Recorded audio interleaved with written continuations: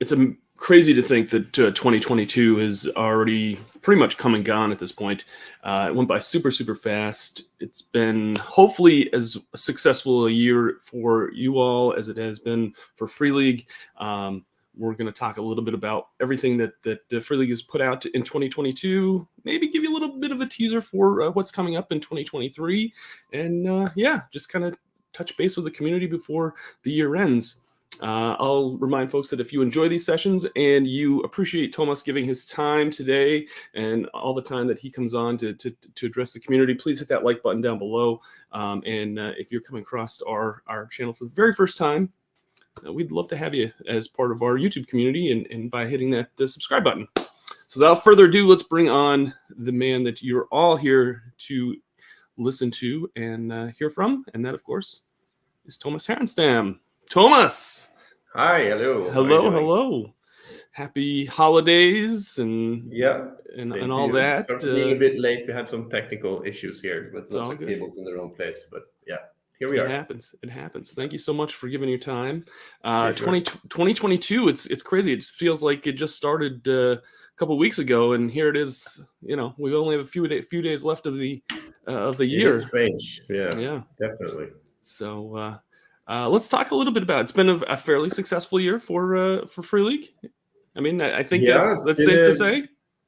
I think so. Yeah, it's been a busy year. Lots of fun stuff, good games, and generally lots of work, but also lots of fun and games. That's what it should be. Sure. Let's just go right down through the list, and maybe we can talk a little bit about the releases that we put out in 2022. Maybe kind of tease a little bit about what those lines might have coming out in 2023 a little bit. And then, I mean, I don't want to put you on the spot too much, but maybe we'll let folks know that more content is coming for some of these games. Let's just start out of the gate with the biggest release that I think are of the year, which was I think back in March, and that of course was the One Ring that we put out. This has been a phenomenal hit for us. It's just selling like crazy. You want to talk a little bit about the One Ring and how well that community has kind of come around this product line that we put out in 2022? Yeah, sure. No, that was a big part of the early part of the year to finally release the new edition of the One Ring with Francesco and Sophisticated Games, and that was just that was great to finally get that game completed, done, and out into the hands of backers and players. And a bit later, we also got out the first expansion for the game, the Ruins of the Lost Realm, which I think is really an invaluable companion to the core game.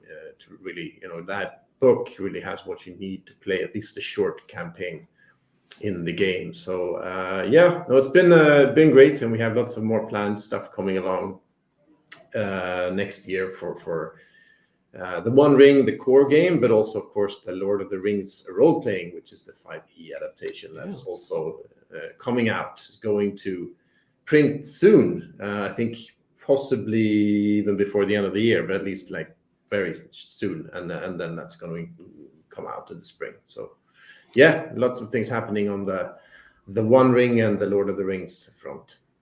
And we'll remind folks that if you're interested in the Lord of the Rings 5e game, you can pre-order it right now on our website, and you get the PDF immediately, so you can start playing it. And then you'll get copies of the physical books once they've gone to print. We did have one question in the chat before we went live. Someone asked if there was going to be a Strider mode for the Lord of the Rings 5e. And I said, that's a good question. I'll ask Tom. Yeah, it is a good question. I don't think we have that in the works at the moment, but I guess that's certainly possible. So good suggestion. It might happen. Yeah. Very good, very good. I know a lot of folks are eagerly anticipating more content for the One Ring. We have another adventure book planned, kind of the similar sort of size as the Ruins of the Lost Realm, but it's going to be a little bit more traditional adventures in it. We have the Landmark format, which we think works really well, but we also have this a bit more traditional type of scenarios that and adventures that will compile, also set in Eriador, So we should have news on that early next year, and then we have some even bigger stuff coming a bit later. I mean, there has been a long discussion about a Moria. Yes, that's something we have also been looking at, but there might be updates on that in the next couple of months as well. Excellent. Shortly around the release of the One Ring, we also released another board game. And this is the Tales from the Loop board game. It's a whole new way to play this setting and this world that Simon Stålenhag has built and kind of created. It was received to backers. There's a couple expansions that we put out for it. It sold rather well at conventions whenever I had it out, and I think people seem to really enjoy being able to play Tales from the Loop in a different way on their tabletops.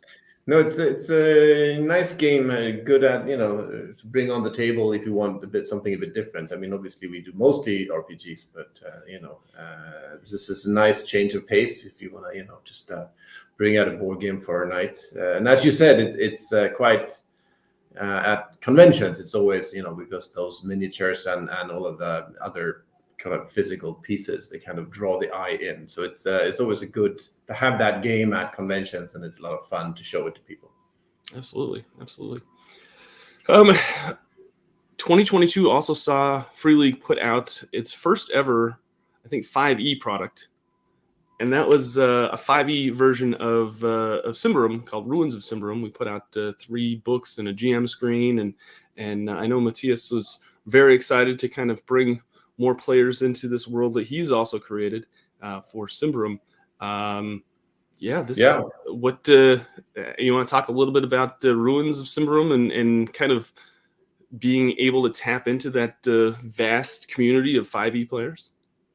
Yeah, I mean, that was always kind of the idea that, I mean, Symbaroum is such a rich, cool setting that we figured we should offer it to even more players and possibly even get some of those players to try the original Symbaroum game and even our other games as well. But we felt that there is a sizable portion of role players who may mostly be familiar with 5e. So to ease their way into other things, we figured it could be a good idea to offer Symbaroum because it's such a heavy, rich, setting-rich game. So it made sense to do that. It's kind of game that is, I mean, it has a good rule system, but it's I think the core, the heart of Symbaroum is the setting and the adventures. So that made it a good candidate.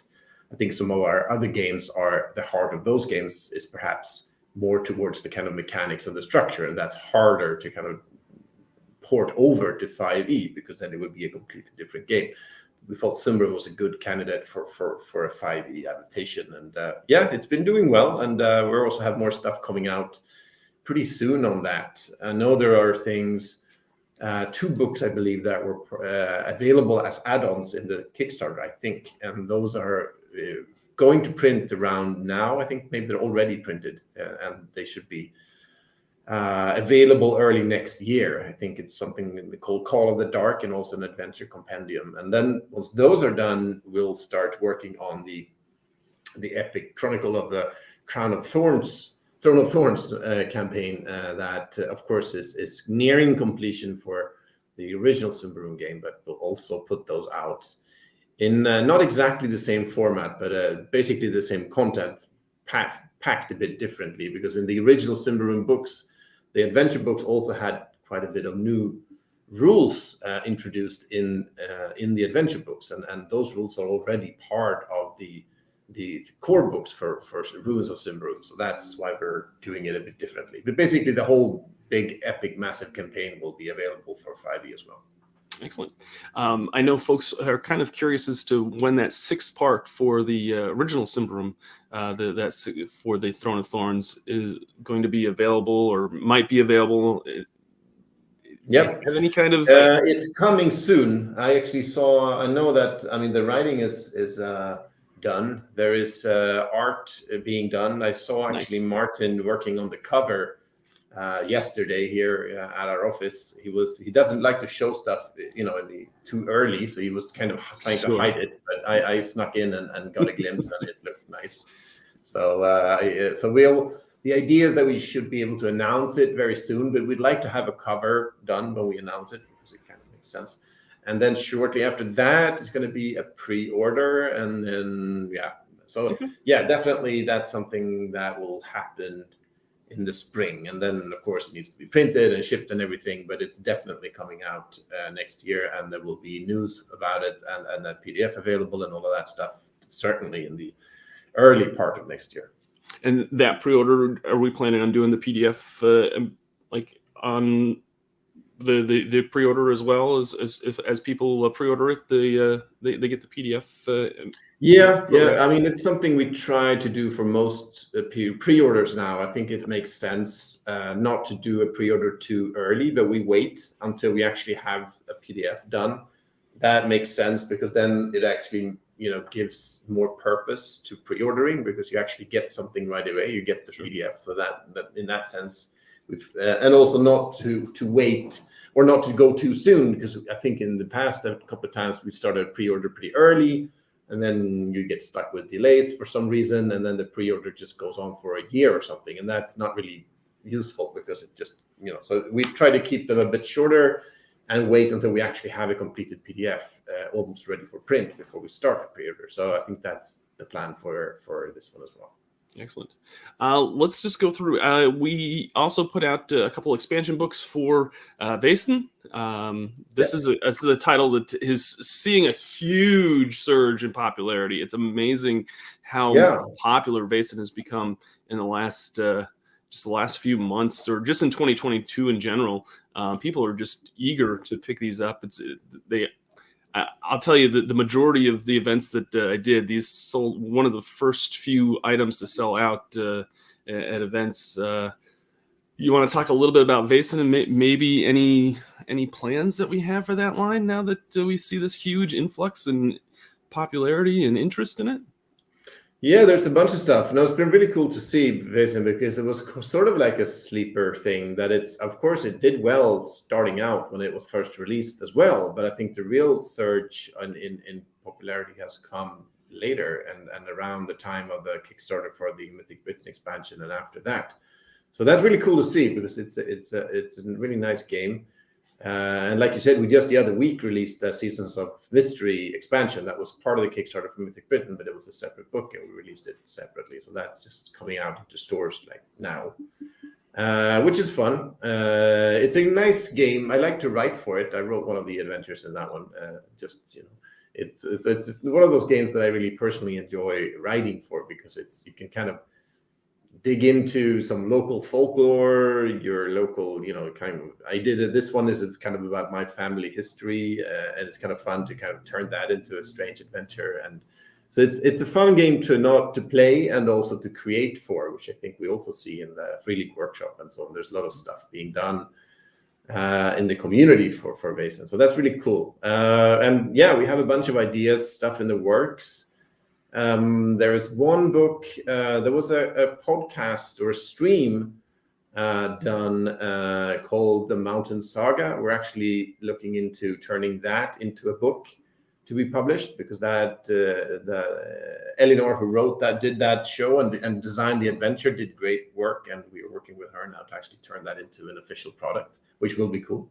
But then we have some other ideas as well. Another geographical source book. We haven't quite decided exactly how to kind of box off the geographics of that one. And then there is going to be a city-focused book is something we're looking at as well. It was actually a stretch goal in the Mythic Britain Kickstarter that we have not yet delivered on, which is a city-based mystery. And we're thinking of expanding that concept into a book as well. And then there is actually a campaign written by Nils Hintze, who wrote the original game. He actually wrote a campaign book that is also still being worked on internally. So that's also kind of in the pipeline. So there's quite a lot of stuff coming up for Vaesen. So that's excellent. Things to look forward to. let's talk a little bit about the Stockholm Cartel and those guys and what we put out. We kind of collaborated with them on, and then we also put out a product for Chris McDowell. Let's talk about a game that I think a lot of people kind of took some people by surprise, and that is, of course, Death in Space. This is a really, really popular book as well at conventions, and people seems to be like this like growing demand for Death in Space, which is pretty pretty awesome to see. The Cartel guys, they put out some pretty cool stuff, and it's nice to see a new product from them, of course. Did that kind of exceed what we thought would be the response for Death in Space? I don't know. I mean, I think we knew it would be. I mean, it did well on its Kickstarter, and it's good stuff, and it's been doing really well. I think it just it expands our line of independently created games that we publish, which is really cool because we can't make all of the games we like ourselves, even though we'd like to. So bringing in partners who do awesome stuff is cool, and this is just goes to show that it's not just a one. I mean, we have our games, and then of course the Borg and Cyborg, but this Death in Space shows there is definitely more talent out there as well. So that's really cool. And of course, towards the end of the year, they also put out Cyborg, which has been a super, again, just a very, very hot seller for them, which is nice to see. This is actually a bigger book than Borg, so if folks are interested in cyberpunk, that they should probably go check it out. I think another game that kind of took a lot of people off guard that was Into the Odd.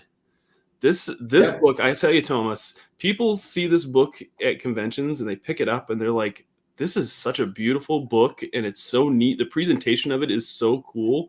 Like it's almost as soon as they pick it up, it you got to have it, I think, because it's kind of like Vaesen in a way that once you just dive into it, it just sucks you right in, and you want to put it in your library.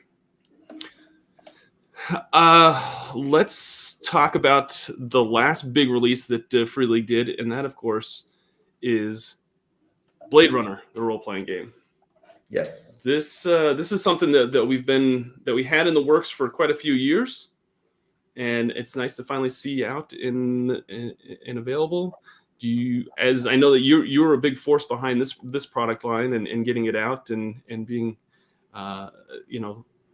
having this be a thing.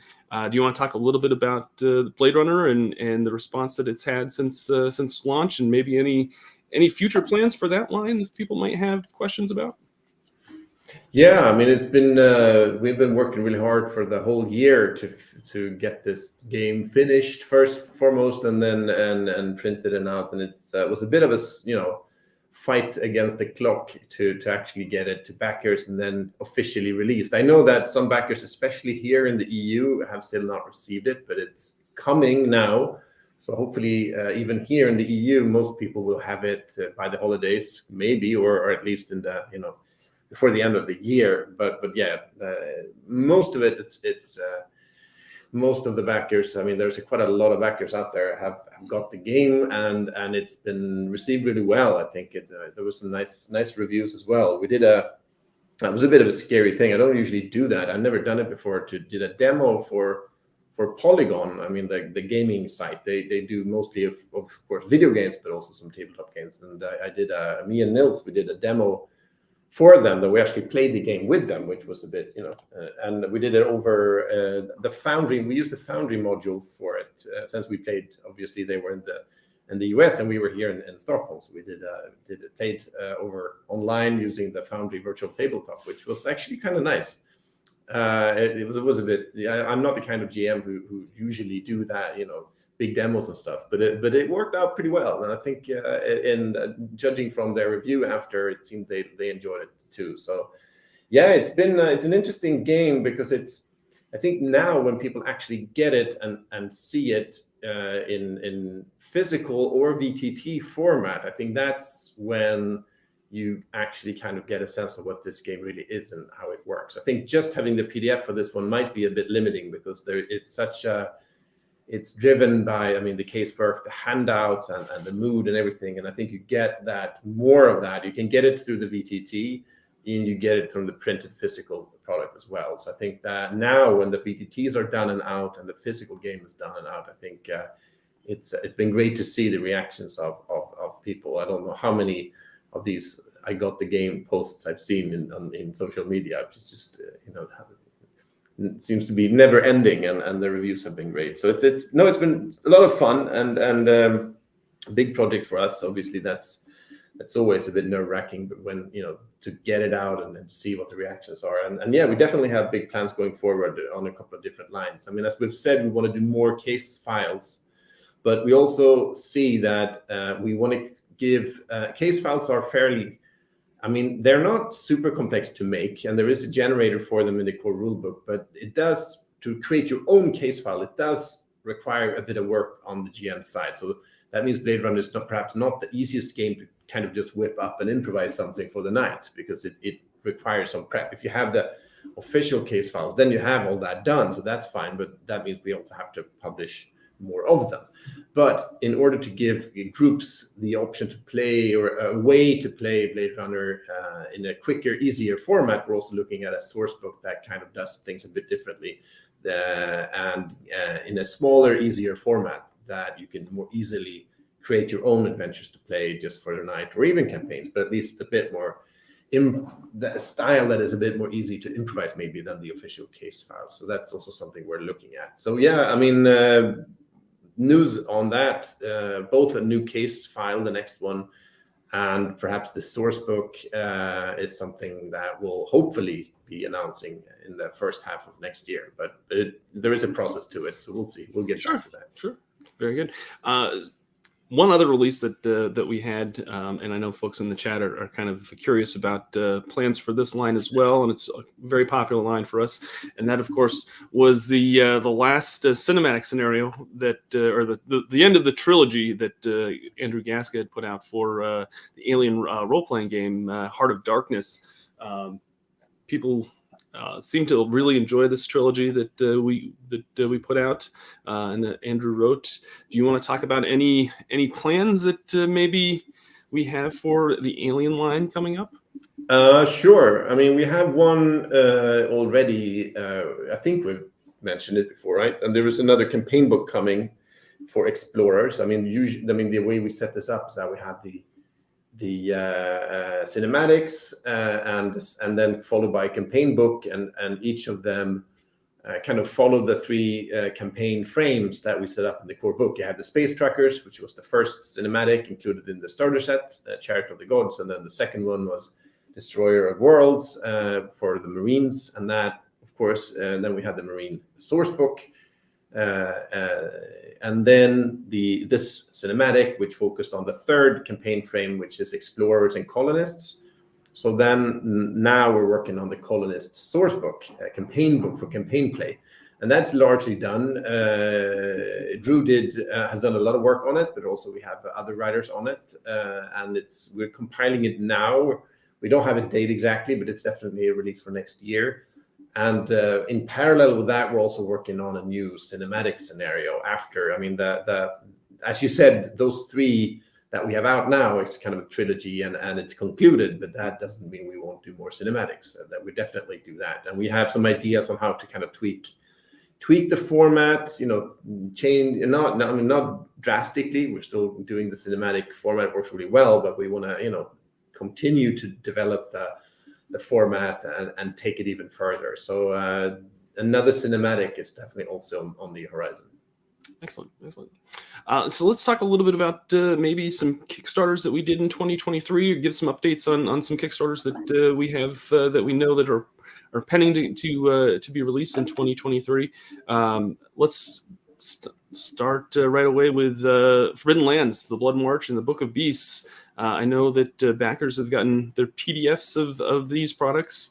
Do you want to give us a little bit of update on Forbidden Lands? Sure. Yeah. I mean, as you know, this is probably the Kickstarter, at least in recent years, that is the most delayed of all of our Kickstarters that we've done in recent years, which is, obviously very not something we're happy about. But at least as you know, we're the PDFs are done and out. We're now updating them and incorporating the feedback that we got from backers, and it should go to print now early. Right after the new year, basically, because we're literally right now implementing feedback and doing the final touches. And a couple of more weeks, and it's going to print, and then it's going to backers. So at least there is progress, and it's definitely coming. So that's something at least. I love Eric's passion for this world and this this setting. And he's in quite a few Facebook groups that are centered around Forbidden Lands, and it's always nice to see his interaction. So that there's definitely a lot of enthusiasm and joy from his end, making this world more fleshed out. So yeah, I'm excited for this release. Let's talk a little bit about another pre-order that we have available right now, and that, of course, is the Mercy of the Icons Part 3, Wake of the Icons for Coriolis. Yes. This, again, you can pre-order it from our web store. You get the PDF, and then you'll get it in print once that's done. Do you want to? That's pretty much. Is that at the printers now at this point, or how do you want to? It's kind of in the same situation as Book of Beasts and the Bloodmarch, in that we're right now finalizing the files. We've got feedback from pre-order fans, and now we're incorporating that, finishing up the files, and it will go to print also, like in a couple of weeks. So very early next year. Sure. It wouldn't be a Free League update if I didn't ask this question, Tomas, and I think what question's coming up. Well, it could be two, actually. This whenever it gets posted that we're doing a Free League update, this is like one of the first questions that always gets posted underneath. Can we get an update on the Coriolis Cookbook? Yeah. Well, it's last I heard, it's fairly far along. I think there is some art that needs to be finished, and I to be honest, I don't know. I didn't check right now what the situation is, but I know it's written and needs some art and layout, and then it should be all right, pretty much done. So it's slowly, but it's it's coming along slowly. Oh, I love it.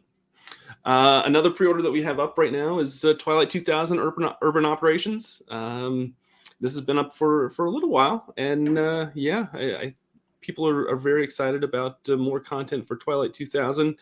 I know you've teased some other expansions as well and some other supplements for Twilight 2000. I know this is another line that you're very passionate about. I know this is a line that you grew up with. So that's something that we really want to push forward on, and the Urban Operations is also in the same situation as the others that we mentioned, that it's done. The PDFs are done. I just yesterday sat and incorporated some good backer feedback on the files to complete them to print, and then they will be sent to print. So that's kind of also something we're looking at for the slate of spring releases. Of course, it takes time to print and ship things, so it's still going to be a couple of months before the physical item is in hands of those who pre-ordered it. But that's kind of coming along. And as you said, there is definitely more expansions coming. We have one called, at least that's the working title, Hostile Waters, coming up next, also largely written by Chris Lights and me. And then, of course, there is the Black Madonna, which was a Kickstarter stretch goal. I got an update. I actually got it's not complete, but a manuscript that's pretty far along from Frank Frey, who wrote the original Black Madonna back in the 80s, along with Chris Keeling, who is our military consultant for this game, who also helped out Frank to write this. And it's looking really good. So I know people have been waiting for the Black Madonna, but that's also coming out. So it's progressing at a steady pace. There is some issues with Frank's health that kind of makes he can't work. He needs to take it a bit slow and can't go too fast, but there's progress, and it's coming. Excellent.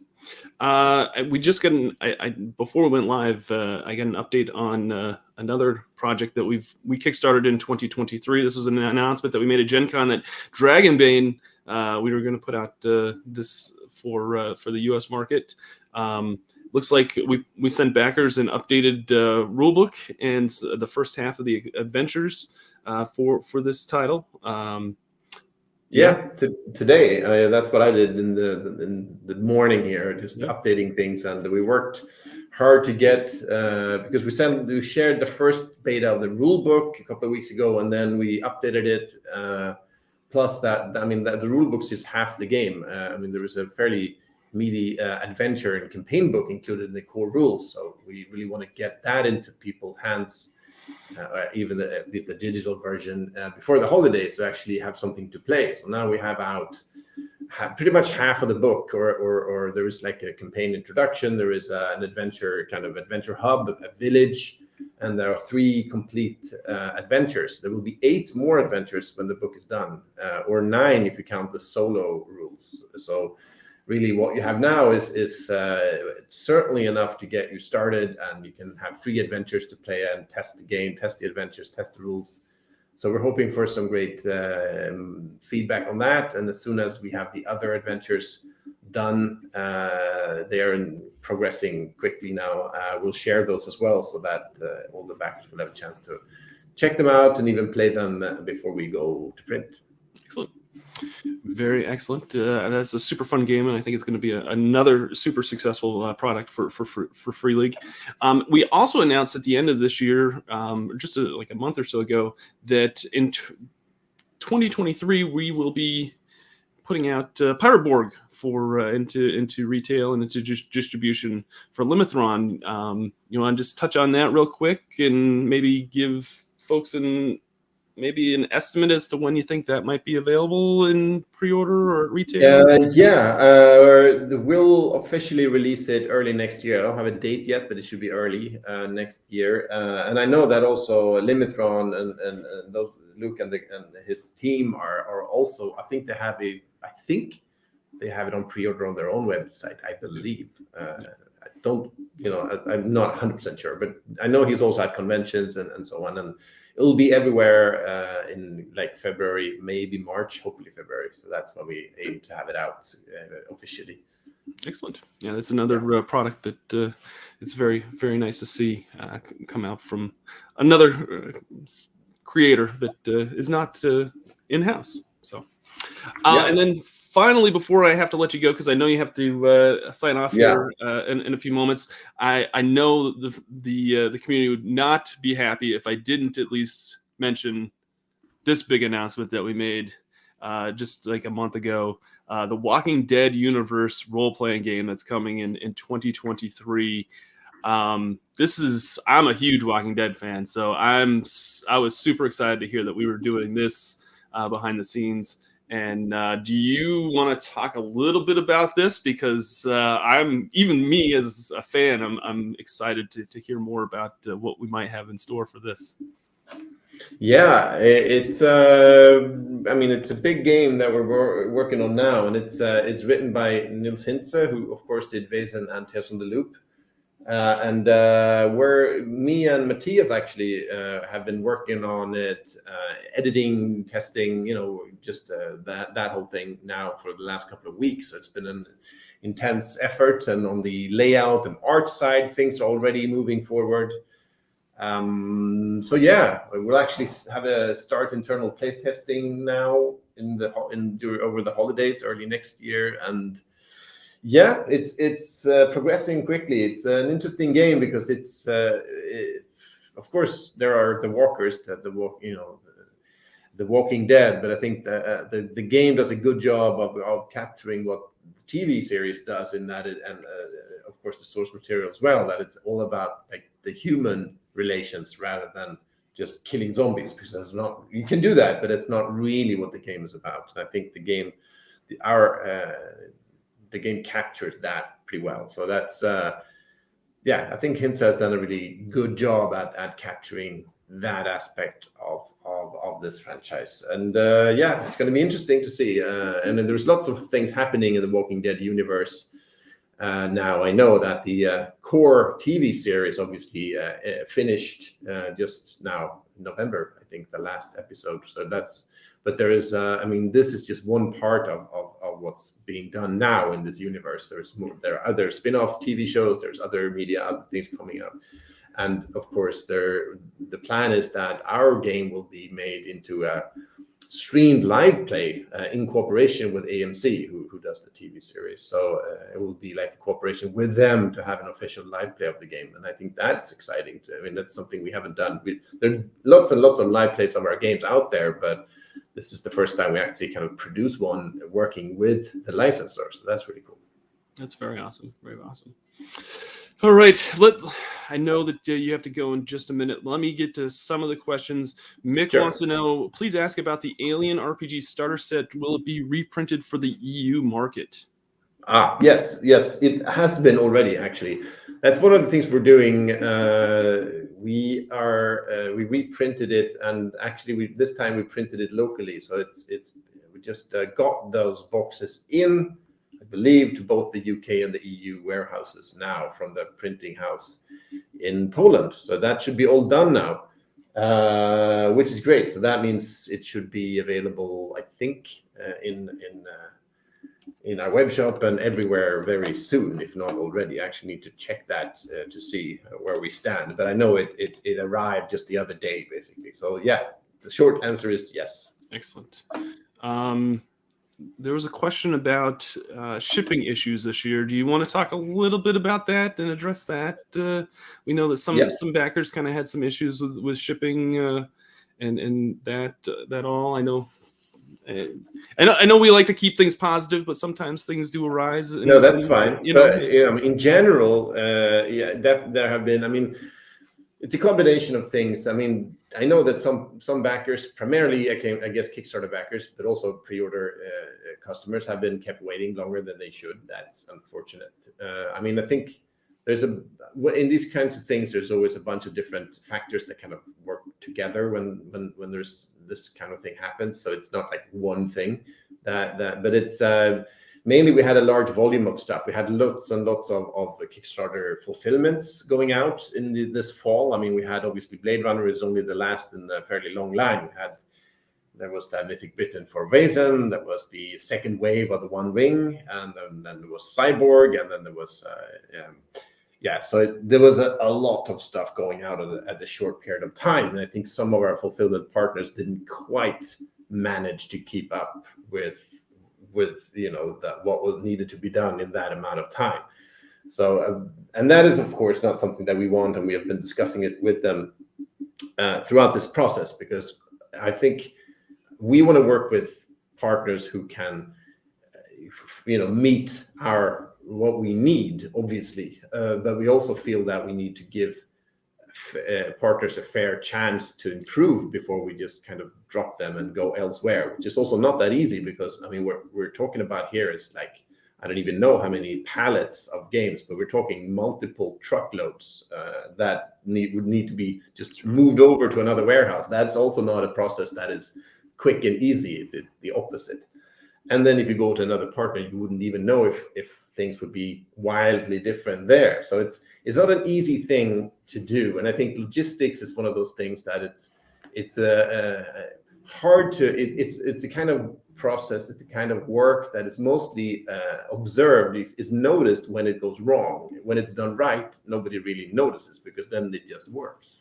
Sure. So it's I don't envy people in logistics, to be honest. And I think things could have worked better, and we'll working on things to do that in going forward. So we have learned a lot and I think our partners have learned the kind of needs that we have, and we are looking at, for Kickstarter fulfillments, we'll probably not use just one partner. We'll probably diversify that a bit, and I work with a few other ones specifically for some of the markets. We'll see how that goes, but it's definitely something. Every time there is something like this, there are delays or problems in terms of logistics and shipping. We take that very seriously. We work really hard to sort it out as quickly as we can. If people don't get responses as quickly as they want, that's not because we're kind of ignoring anyone. It's just that we're really just trying to go through everything as quickly as we possibly can.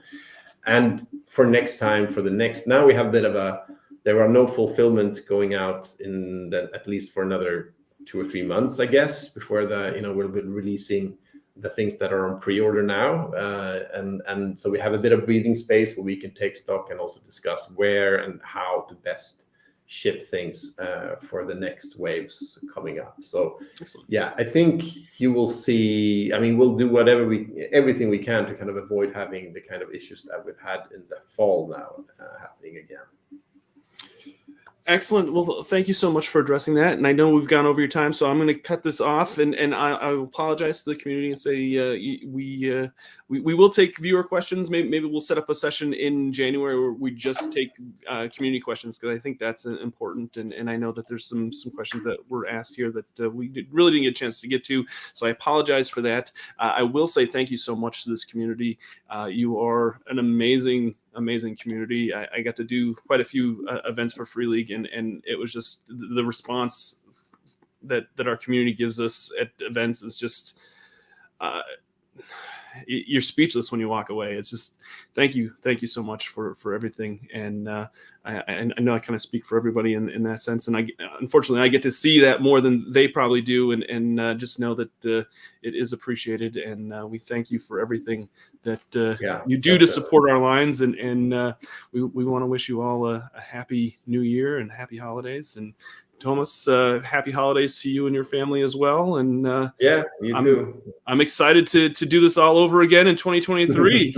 Yeah, let's cool stuff. And yeah, like you said there, I mean, whenever you do more conventions than I do, but I mean, the ones that I managed to go to, which is at least quite a few every year. It's just every time, every convention we go to, it's just blown away by the kind of awesome community that and the love for the stuff that we do that you feel when you meet the community. I think that's always a great reminder, because it kind of, if you would ever forget why you do what you do, I mean, just that melts. It's just obvious when you meet the community that's just an awesome inspiration to continue doing the games that we do.